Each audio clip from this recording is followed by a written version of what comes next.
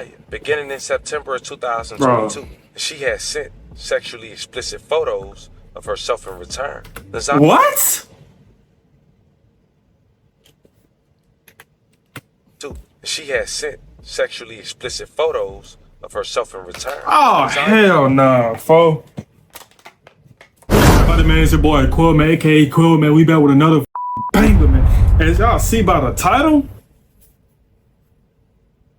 no words, bro.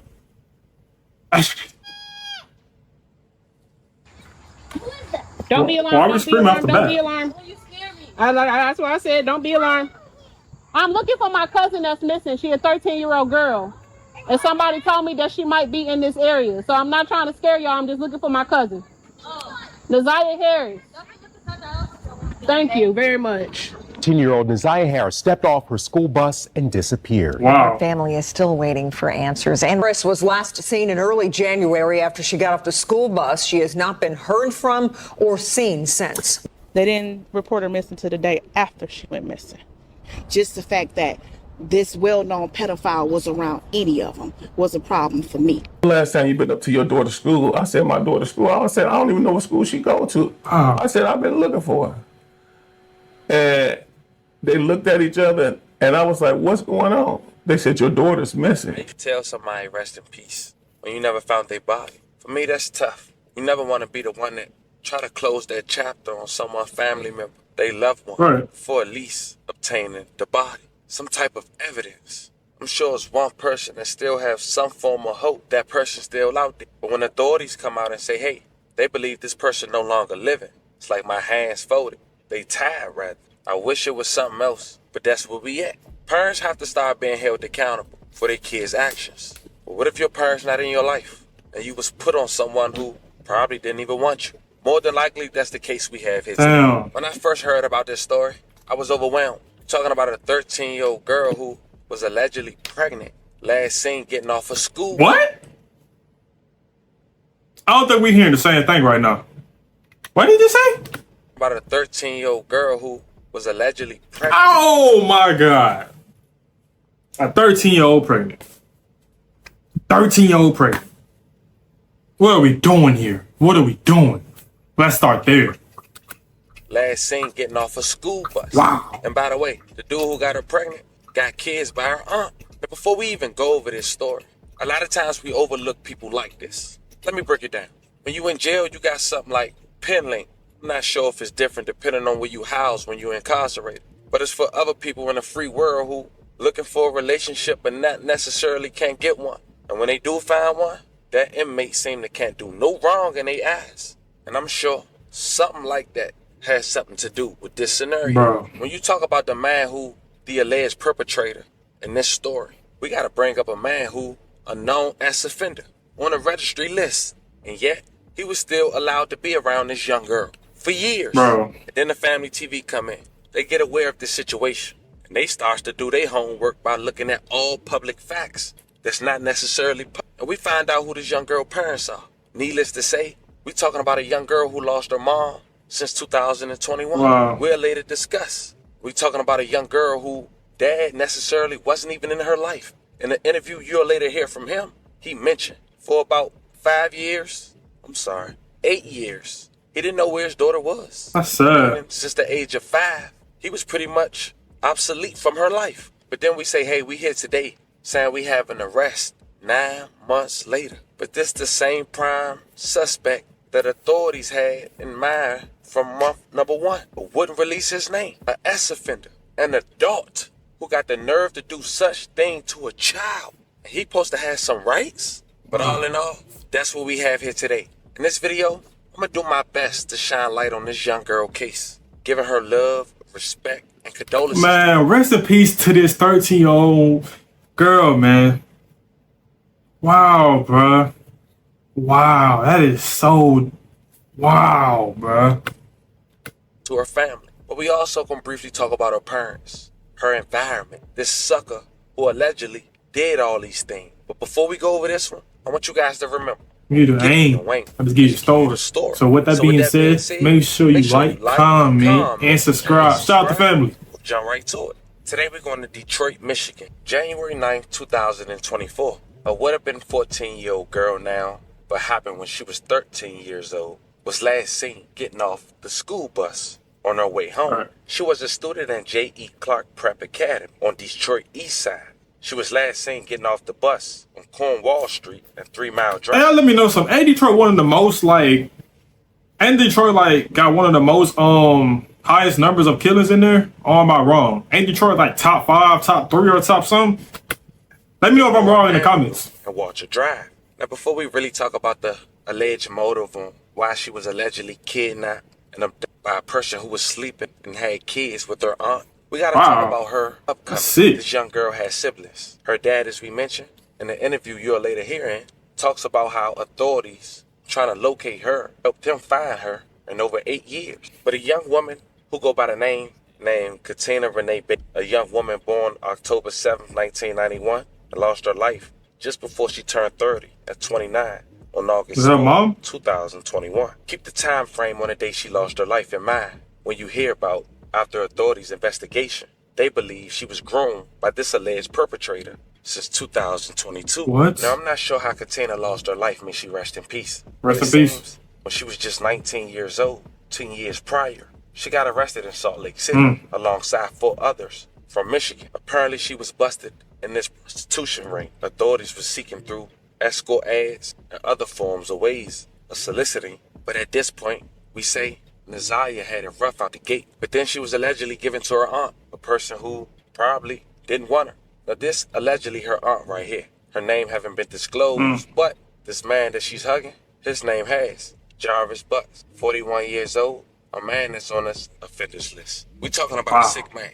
Now I'm gonna disclose the details, but I want to throw an FYI for you guys. A month after Naziah had went missing, he got arrested on unrelated charges. And that's a huge part on why authorities believe her body won't be discovered if it haven't by now. See this picture on this tablet, fam? This is the last picture, her waving hello, where it seemed like she really saying goodbye, that she made the public. It was the same video and picture she took the day she lost her life. It was a tablet at her school, but also on that tablet was messages. To who? Jarvis Butt. In those messages, it indicated that they had plans to meet up after her getting out of school. And according to the affidavit, Jarvis Butts, who as we mentioned had children with Naziah's aunt, is accused of sending sexual explicit text messages to Naziah beginning in September of 2022. She had sent sexually explicit photos of herself in return. Naziah what? She had sent sexually explicit photos of herself in return. Oh, hell no, fo.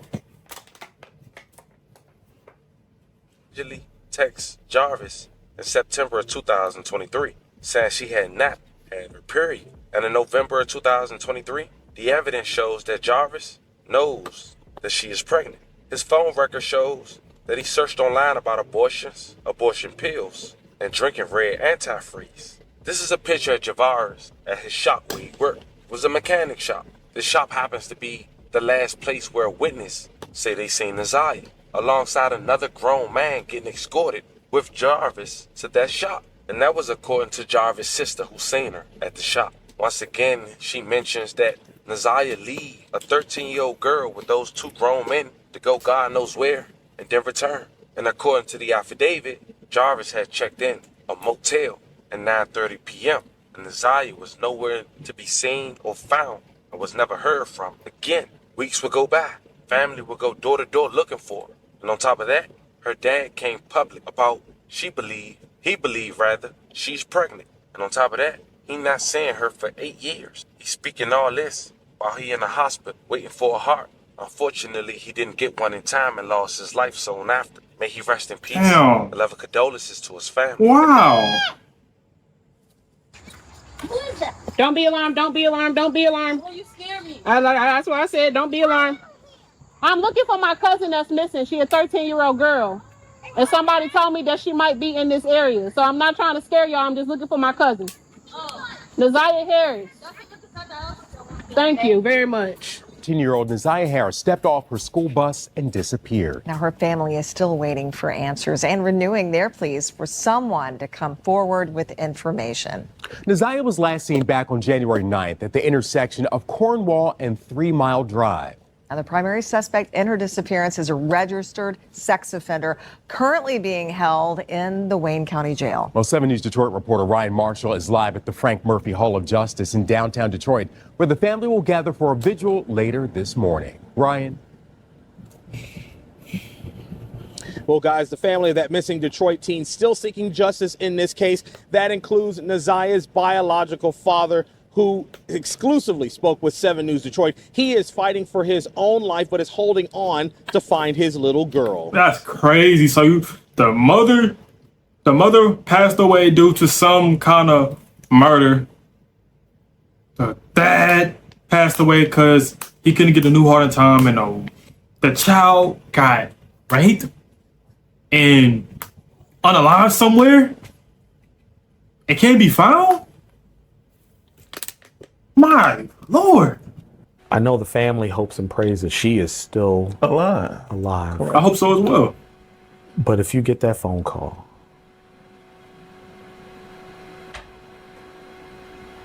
that's why I'm getting back in the ministry.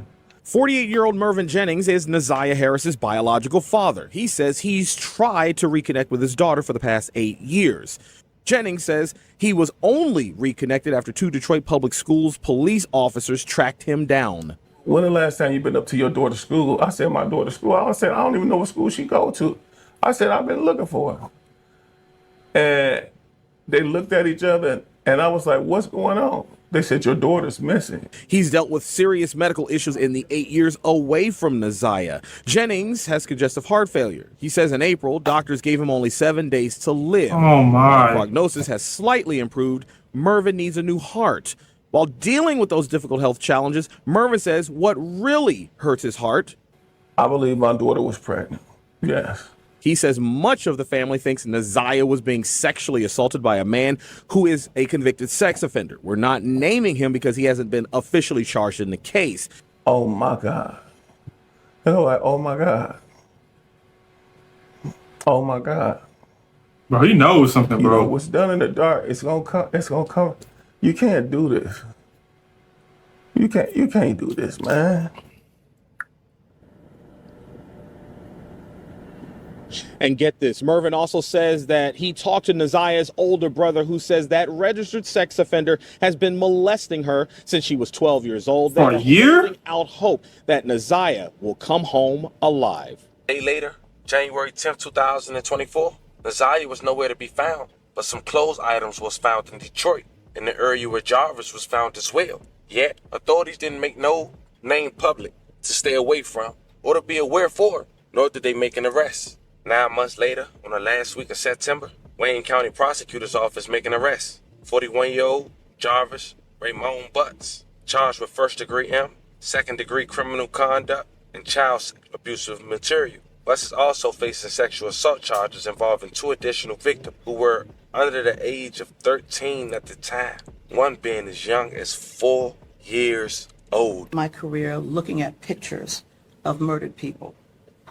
When I was trying homicide cases for 6 straight years as an assistant prosecutor, I would spend hours thinking about the victim whose case I was getting ready to try, wondering how they spent their last weeks, their last days, their last hours, and their last minutes of their lives.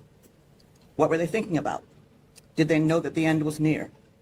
And if it was someone they knew, what must they have been thinking as they were shot, stabbed, or whatever mechanism of death was used and confronted them with by the person they knew or loved? I can't imagine the thought that goes always 1,000 times worse when the person is a child or a baby, someone in the dawn of their lives who haven't begun to live their lives. The picture behind me is of Zanaya, and that will always be haunting because it was taken just a short time before the evidence shows that she was never seen or heard from again.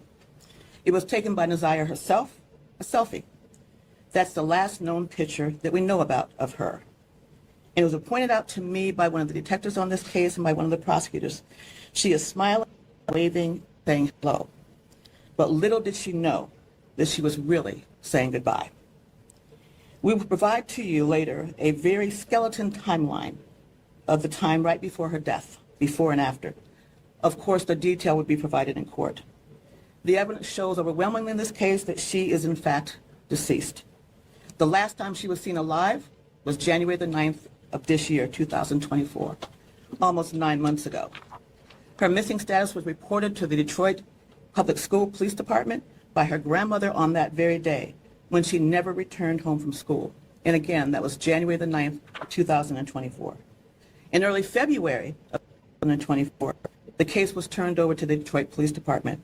Frankly, that should have happened right away, but they began investigating immediately. The evidence would further show that through text messages that we know and that we have, Zanaya and this defendant were going to meet after school on January the 9th. We know that she did indeed meet up with the defendant that we're charging in this case. We also know that several people close to Mr. Butts, who we were charging later, saw them together in several different locations, people that he knew well. We have evidence that at 9:30 p.m. on that day, that Mr. Butts checked into a motel and the Zanaya was never seen or heard from again. Not from her family, not from her schoolmates, not from her friends, not from social media where she was extremely active with her friends, not from teachers, no one.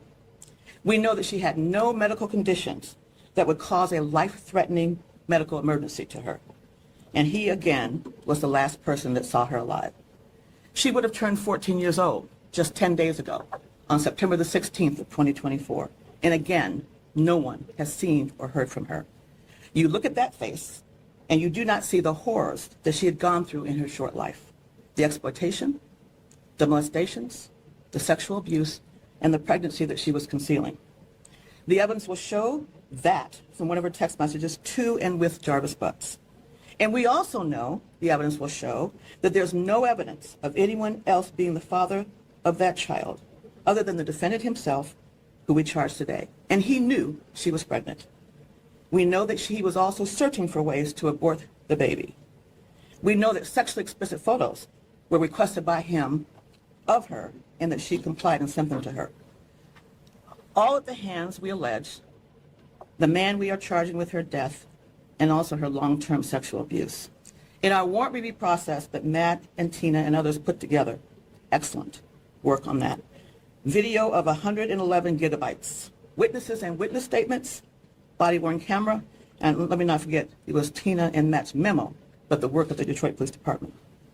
Anyway, we reviewed 111 gigabytes of video, witnesses and witness statements, body-worn camera footage, surveillance video, police reports, documents, 19 gigabytes, medical records, search warrant returns, phone extractions, which came to 506 gigabytes.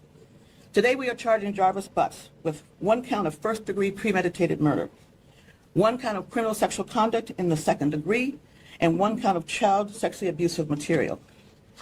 Today we are also charging Mr. Butts with more counts of criminal sexual conduct on 2 more girls, yes, girls, on 2 other separate cases. The girls in question now are 20 and 11 respectively today, but both were under the age of 13 years old at the time the offenses occurred that we're charging. We are charging that one victim who is now 20 years old, that from April of 2012 to April of 2014, is alleged that defendant Butts sexually assaulted the victim at a residence in Detroit. Further facts and evidence on that matter will be placed on the record at the preliminary examination. In that case, we charge Mr. Butts with criminal sexual conduct, 1 count in the first degree, person under 13, defendant 17 or older. In that case, we are also charging Mr. Butts with 3 counts of criminal sexual conduct in the second degree. Damn. Person under 13, defendant 17 years or older. In the second criminal sexual conduct case, well, I guess the third, that we're charging today, we are alleging that the victim, who is now 13 years old, that from July 2015 through July 2017, we're alleging that he sexually assaulted residents in Detroit, and again, further facts and evidence will be developed at the preliminary examination. Defendant Butts has been charged with, in that case, 1 count of criminal sexual conduct in the second degree. Child under the age of 13, Mr. Butts over the age of 17.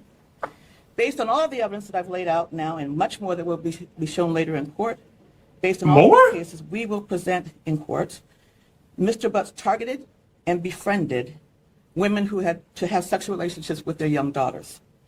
He would have relationships with their mothers, but his true desire was to have sex with their young daughters. That's what the evidence will show. He was a classic and expert groomer and pedophile. It's incredibly sad, incredibly unspeakable, and we want to bring justice to her and her family.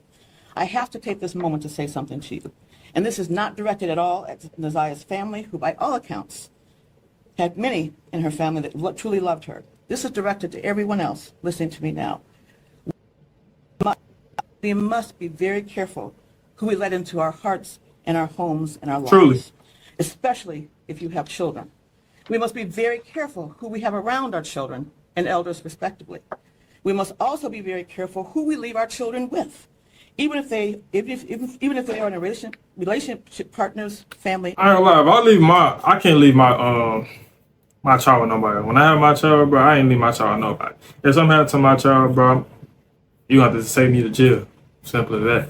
This made me want to cry, bro. This made me want to cry.